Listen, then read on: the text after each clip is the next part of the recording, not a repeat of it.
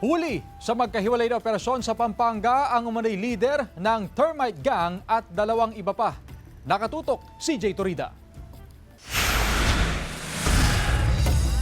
Sa kuha ng CCTV sa loob ng isang convenience store sa Bamban, Tarlac, kita kung paano ito nilooban ng tatlong nakabonet. Maya-maya pa, makikita ang isa sa mga suspect habang pinipictura ng vault na kanilang nabaklas. Ilang saglit pa, makikita ang isang suspect habang pasan-pasan na ang vault na tuluyan na niyang inilabas at isinakay sa kanilang getaway vehicle. Nahuli din ang kanilang pagpunteriya sa tatlong establishmento sa probinsya ng Isabela. Modus nila, tinataon nila ng weekend. They're renting a safe house para sa tutuluyan nila. Naghahanap sila ng would-be place na i-operate nila para manakawan.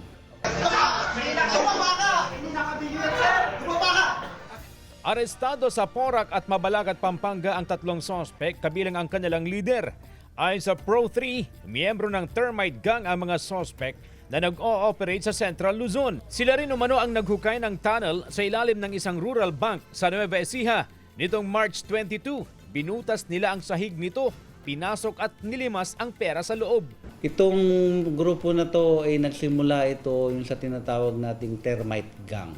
Pinapasok nila sa ilalim, naghukay sila sa ilalim. Na-recover sa mga suspect ang kanilang ginagamit sa paghukay at kanilang pagpasok sa mga establishmento at iba't ibang plaka sa kanilang mga getaway vehicle.